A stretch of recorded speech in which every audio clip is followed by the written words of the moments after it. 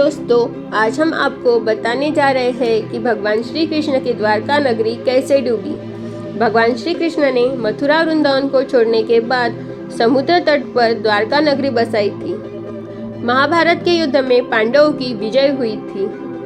पांडवों की विजय के बाद भगवान श्री कृष्ण ने युधिष्ठिर को राजगद्दी पर बिठाया और राज्य से जुड़े नियम कानून उन्हें समझाए। फिर भगवान श्री कृष्ण माता गांधारी से मिलने पहुंचे।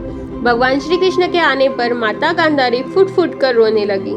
फिर क्रोधित होकर भगवान श्री कृष्ण को श्राप दिया कि जिस तरह तुमने मेरे कुल का नाश किया है, तुम्हारे कुल का भी अंत इसी तरह होगा। भगवान श्री कृष्ण भगवान थे। वो चाहते तो श्राप को निष्फल कर सकते थे, लेकिन उन्होंने मानव रूप में लिए अपने जन्म का मान रखा और माता गांधारी को प्रणाम करके वहां से चले गए। एक दिन भगवान श्री कृष्ण के पुत्र साम अपने मित्रों के साथ हंसी मजाक कर रहे थे। उसी समय महर्षि विश्वामित्र ऋषि ने द्वारका में प्रवेश किया। जब साम के मित्रों की दृष्टि उन पर पड़ी तो वे हंसी मजाक में उनका अपमान कर बैठे। इन युवकों ने साम को महिला के रूप में तैयार किया और महर्षि विश्वामित्र के सामने पहुंचकर उनसे बोले, यह स्त्री गर्भवती है, कृपया आप देखकर बताइए कि इसके गर्भ से क्या उत्पन्न होगा। युवकों के इस व्यवहार से क्रोधित होकर उन्होंने कहा कि इसके गर्भ से एक मुसल उत्पन्न होगा, जिससे तुम जैसे असभ्य लोग अपने कुल का नाश कर लेंगे। भगवान श्री कृष्ण को जब इस बारे में पता चला तो उन्होंने कहा कि यह ऋषियों की वाणी है, व्यर्थ नहीं जाएगी। और अगले दिन साम ने एक मुसल उत्पन्न किया। उस मुसल को राजा अग्रसेन ने समुद्र में फेंकवा दिया।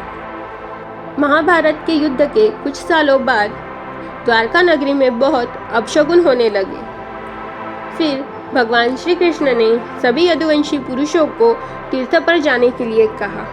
सभी पुरुष तीर्थ के लिए निकले और फिर प्रभास क्षेत्र में विश्राम के लिए रुके। विश्राम के दौरान उन सब में किसी कारणवश बहसबाजी हो गई और बहसबाजी मारकाट में बदल गई। ऋषियों के दिए श्राप की वजह से लड़ाई के दौरान एरका घास को जो कोई भी उखाड़ता वो मुसल में परिवर्तित हो जाती। एक ऐसा मुसल जो एक प्रहार में ही व्यक्ति के प्राण लेने में सक्षम था। इस लड़ाई में भगवान श्री कृष्ण के पुत्र प्रद्युम्न की भी मृत्यु हो गई। सूचना मिलते ही भगवान श्री कृष्ण वहां पहुंचे। अपने पुत्र और प्रियजनों को मृत देखकर वो क्रोधित हुए और जिन लोगों ने भी यह किया उन सब का वध कर दिया। अंत में भगवान श्री कृष्ण, उनके सारथी दारुक और बलराम ही बचे। भगवान श्री कृष्ण ने दारुक से कहा कि तुम हस्तिनापुर जाओ और अर्जुन को यहाँ ले आओ। फिर बलराम को वहीं रुकने के लिए कहा और खुद पिता को इस संहार के बारे में बताने के लिए चले गए।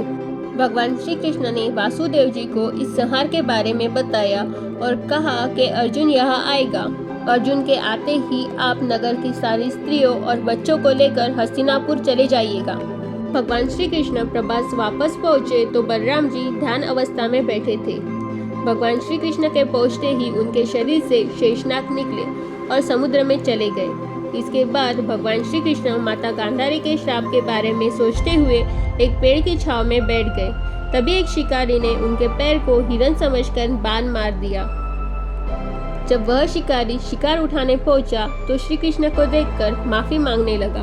भगवान श्री कृष्ण ने उसे अभयदान देकर अपना देह त्याग दिया और उधर अर्जुन द्वारका में बचे सभी लोगों को द्वारका से लेकर निकल पड़े। जैसे ही द्वारका के लोग द्वारका से बाहर निकले, पूरी द्वारका नगरी समुद्र में समा गई। दोस्तों, अगर आपको यह वीडियो अच्छा लगा हो तो please like, subscribe, comment and share with your family and friends. Thank you friends.